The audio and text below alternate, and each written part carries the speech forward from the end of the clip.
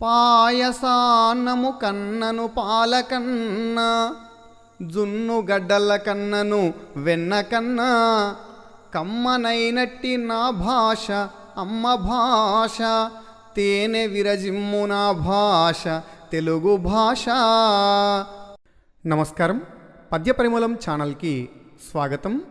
మిత్రులారా, కవిత్రయ విరచితమైన ఆది కావ్యం పంచమ వేదముగా ప్రసిద్ధికెక్కిన 18 పర్వాలతో కూడిన ఆంధ్ర మహాభారతమును వరుస క్రమంలో తెలుసుకునే ప్రయత్నంలో భాగంగా ఇంతకు ముందు వీడియోకు కొనసాగింపుగా ఈ వీడియో చేస్తున్నాను. మహాభారతమును వీడియోల రూపంలో అందించుటకు ఆర్థిక సహాయమును అందించిన శ్రీమతి శ్రీ కదిరె వైజయంతి విక్రమ్ రెడ్డి గారులకు కృతజ్ఞతాభివందనములు. నా సాహితీ ప్రస్థానంలో నాకు ఆర్థికంగా హార్దికంగా సహకరిస్తున్న మిత్రులందరికీ ప్రత్యేక కృతజ్ఞతలు.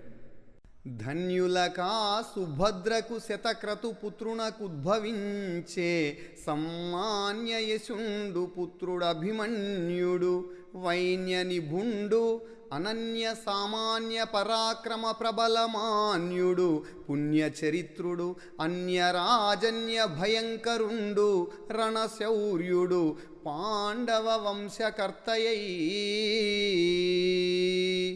సుతజననోత్సవంబున విశుద్ధయశుండు యుధిష్ఠిరుండు, సంభృత హృదయ ప్రమోదుడై పెంపుననిచ్చే, సువర్ణ భూషణ ప్రతతులు గోధనాయుతము బ్రాహ్మణ ముఖ్యులకు, నిరంతర వ్రతులకు వేదవేదులకు వారిజ సంభవునట్టి వారికిన్.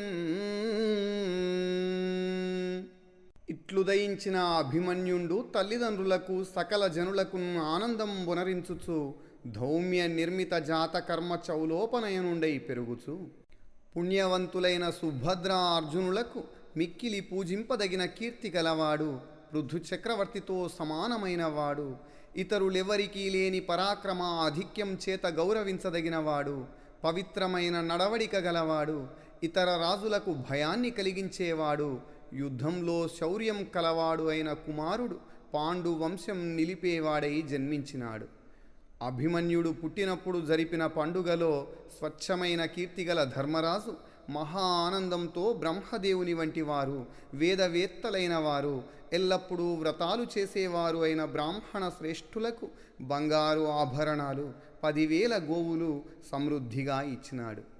అట్లా జన్మించిన అభిమన్యుడు తల్లిదండ్రులకు జనులకు ఆనందం కలిగిస్తూ ధౌమ్యుడు జాతకర్మను ఉపనయనాన్ని చేయగా పెరుగుతూ ఉన్నాడు.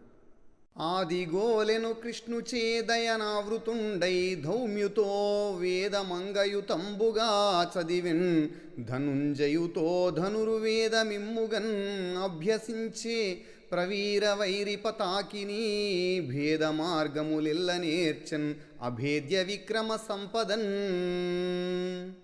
మొదటి నుండి అభిమన్యుడు శ్రీకృష్ణుని దయ నిండుగా కలిగి పాండవ పురోహితుడైన ధౌమ్యుని దగ్గర 6 అంగాలతో కూడా వేద విద్యను చదివాడు.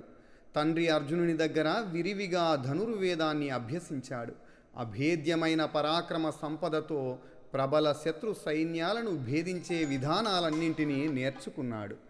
అంత ద్రుపద రాజనందనయున్ క్రమంబున పాండురాజనందనుల వలన ప్రతివింధ్య, శృతసోమ, శృతకీర్తి, శతానిక, శృతసేనులను వారి పంచోప పాండవులను సుపుత్రులంబడసిన, సుతవంతులై విశుద్ధ శృత నయవంతులై, పాండు సుతులతుల గుణాన్వితులు, జగజ్జననుత విశ్రుతులు, మహారాజ్యలీల సుఖమున్నంతన్. ఉరుతర దావ పావక శిఖోత్కలిత శ్వసనంబులున్, సితేతరగతి తీవ్ర తిగ్మకరధామ సహస్రములున్, బహు ప్రవాహ రహిత నిమ్నగాతతులునై, కడు దీర్ఘములై నిదాఘవాసరములు సర్వజీవుల కసహ్యములయ్యను దారుణంబులై. అట్టి ఘర్మ దివసంబులు సహింపనోపక అర్జునుండొక్కనాడు కృష్ణునకిట్లనియే. తరువాత ద్రౌపది కూడా వరుసగా పాండవుల వలన 5 ఉప పాండవులు అనే సుపుత్రులను పొందినది. ఆ 5 ప్రతివింధ్య, శృతసోమ, శృతకీర్తి, శతానిక, శృతసేనులు. పాండవులు కొడుకులను పొంది నిర్మలమైన విద్య, నీతి గలవారై సాటిలేని సద్గుణాలతో ప్రపంచ ప్రజల ప్రశంసలు అందుకున్న ప్రసిద్ధులై మహారాజ్య విలాసంతో సుఖంగా ఉన్నారు.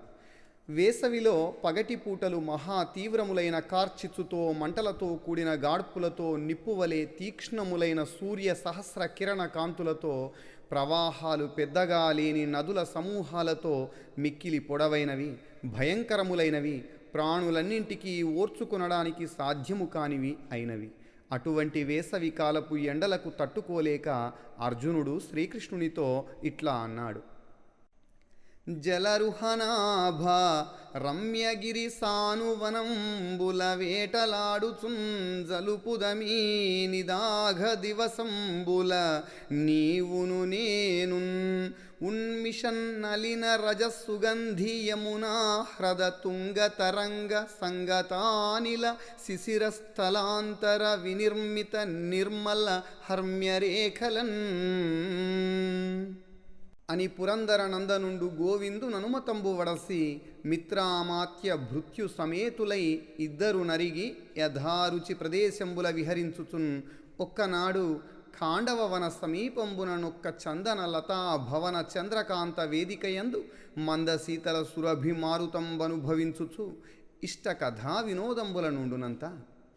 శ్రీకృష్ణ, నీవు నేను మనోహరములైన కొండ చర్యలలోని అడవులలో వేటాడుతూ వికసిస్తున్న పద్మ పరాగముతో మంచి వాసన గల యమునా నది మడుగు యొక్క ఎత్తైన అలల మీద గాలులచే చల్లనైన ప్రదేశాల మధ్య గొప్పగా నిర్మించబడి నిర్మలంగా ఉన్న మేడల వరుసలలో ఈ వేసవి రోజులు గడుపుదాము అని అర్జునుడు శ్రీకృష్ణుని అనుమతిని పొంది స్నేహితులతో, మంత్రులతో, సేవకులతో కూడి వెళ్ళి ఇద్దరూ ఇష్టమైన చోట్ల విహరిస్తూ ఒకరోజు ఖాండవ వనానికి దగ్గరగా ఒక మంచి గంధపు తీగల ఇంటిలోని చలువరాతి అరుగు మీద కూర్చుండి మెల్లగా వీచేది చల్లనిది సువాసన కలది అయిన గాలిని అనుభవిస్తూ ఇష్ట కథలతో వినోదిస్తూ ఉన్నారు.